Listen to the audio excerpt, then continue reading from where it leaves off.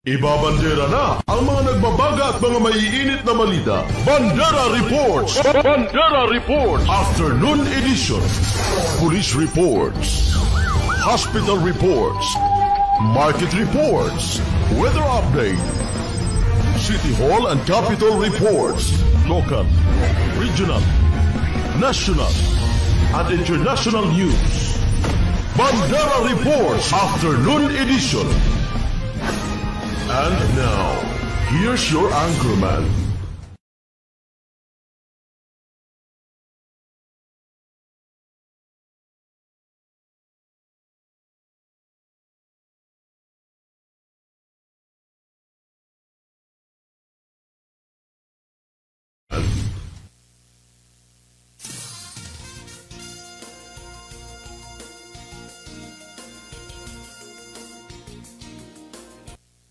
Bandera Reports Afternoon Edition.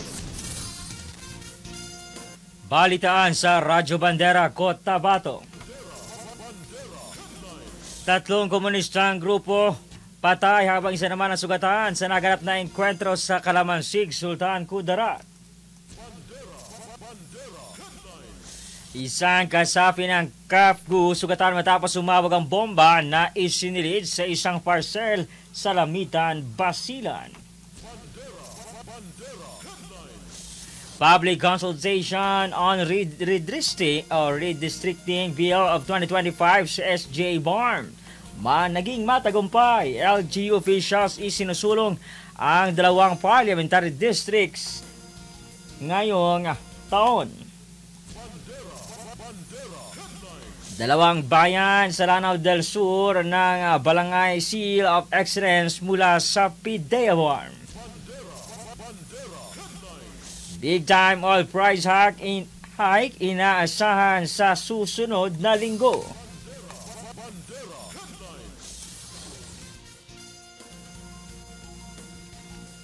Magandang hapon mga kabandera. Araw po tayo ngayon ng Biyernes, ika-21 o ika-20 sa buwan ng Hunyo 2025. Ang programang ito ay inyong napapakinggan sa inyong mga dial ng mga radyo sa 105.3 DX, JNFM at napapanood live hatid ni Maguindanao Sky Cable sa Channel 4 at 33 at nasusubaybayan sa official Facebook page ng Bandera News TV Cotabato. Ako ang inyong tagapagbalita sa Vino Heverola at ito ang Bandera Afternoon News Edition.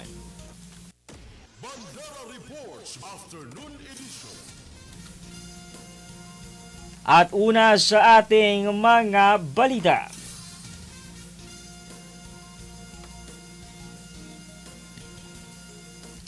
Tatlong komunistang teroristang grupo patay habang isa naman ang sugatan sa naganap na enkwentro sa Calamansig, Sultan Kudarat.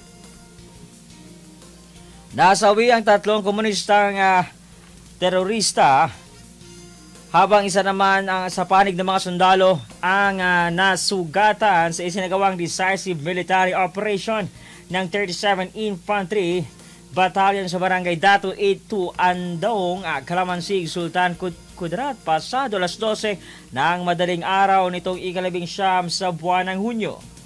Ayon kay Lieutenant Colonel Christopher Kapuyan, ang Battalion Commander ng 37 Infantry Conqueror Battalion, nagkasagupan ng kanilang tropa ang mga armadong elemento ng komunistang teroristang grupo sa ilalim ng pamumuno ni Eusebio Coranzo alias Agaw o Bricks na umabot sa mahigit isang oras ang palitan ng puto.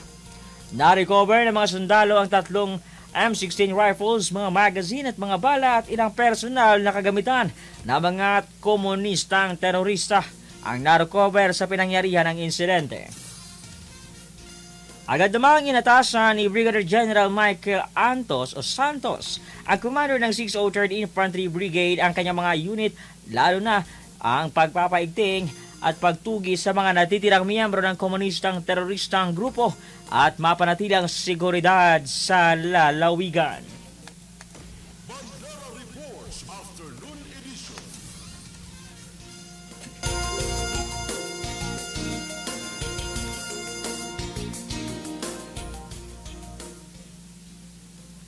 Samantala sa iba pang mga usapin, nagpapagaling na ang isang kasapi ng Citizens Armed Forces Geographical Unit o CAFGU matapos masabugan ng bomba na isinilid sa isang parcel sa military camp sa Barangay Colonia sa Lamitan City, Basilan nitong araw ng Lunes ngayong linggo. Sa report ng kapulisan, ang parcel na may lamang bomba ay i-deliver sa kampo ng Army's 18th Infantry Battalion at tinanggap ito ng CAFGU member na hindi na pinangalanan pa. Nang matanggap ito ng biktima, kaagad na sumabog ang nasabing bomba sa loob ng parcel.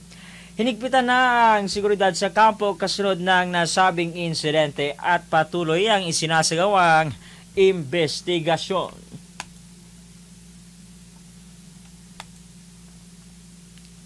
Samantala sa iba pang mga usapin, public consultation on redistricting Bill of 2025 sa SGA BARM naging matagumpay. Local government unit officials isinusulong ang 2 parliamentary districts. Ang detalye sa balitang yan ihahatid ni Raiza Kamid. Kabanderang Raiza E. Banderamo. Suportado ng local government officials ang pagkakaroon ng 2 parliamentary district sa Special Geographic Area o SGA BARM dahil kwalipikado ito kung saan nasa mahigit 200,000 ang populasyon. Ito ang kinalalabasan at isinusulong na hakbang ng LGU officials sa ginanap na public consultation. Napaloob sa panukala na mahahati sa 2 parliamentary districts ang SGA. Sa first parliamentary district ng SGA, ito ay bubuuhin ng mga munisipyo ng Pahamudin, Kadayangan, Nabalawag at Tugunan, habang sa second parliamentary district naman ay bubuuhin ng mga munisipyo ng Ligawasan, Malidegaw, Old Kaabakan at Kapalawan.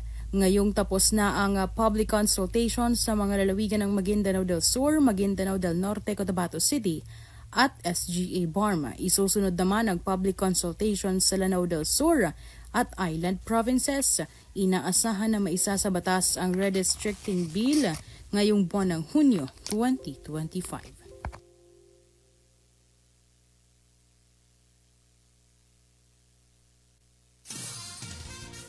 Bandera Reports Afternoon Edition.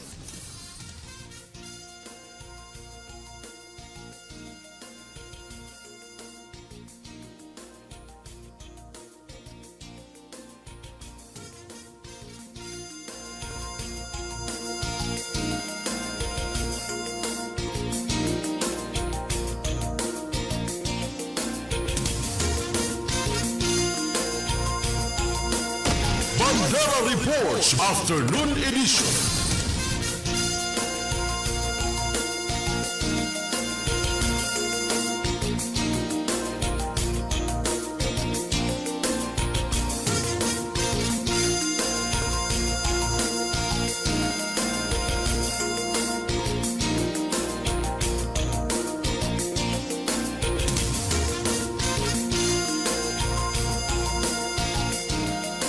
Samantala sa iba pang mga usapin, 2 bayan sa Lanao del Sur, Balangay, Seal of Excellence mula sa PIDEA BARM. Ang detalye sa balitang yan, ihahatid ni Raiza Kamid. Kabanderang Raiza E. Banderamo. Bandera Live Report.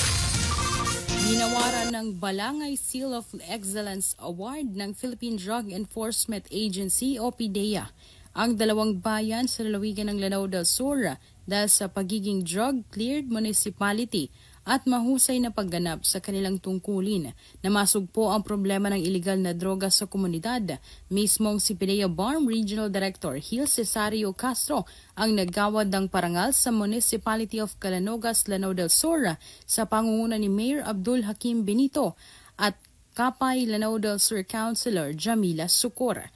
Malaking karangalan para sa LGU officials ang parangal na ito dahil nangangahulugan na aktibo at seryoso ang lokal na pamahalaan kontra iligal na droga.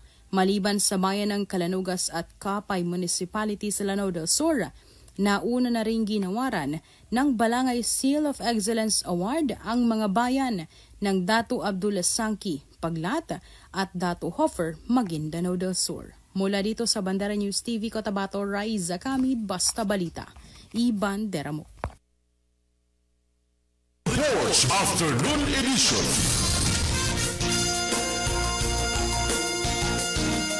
Samantala sa iba pang mga usapin, big time oil price hike inaasahan sa susunod na linggo. Posibleng umabot sa 5 pesos ang itataas ng nasabing presyo sa kada litro ng diesel sa susunod na linggo.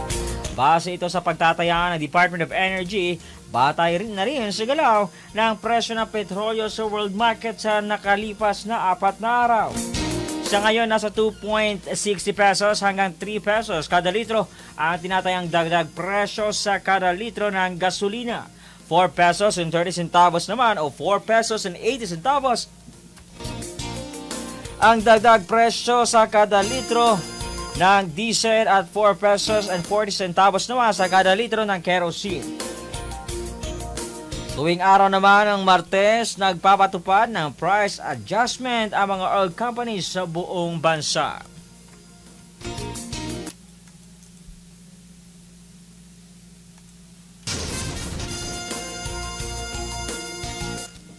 At yan ang kabuuan ng mga balita na aming nakalap mula dito sa News Center sa Bandera News TV, Cotabato ngayong araw ng Biyernes, ika-20 sa buwan ng Hunyo 2025. Ako ang inyong tagapagbalita sa Vino Heberola at ito ang Bandera News Afternoon News Edition.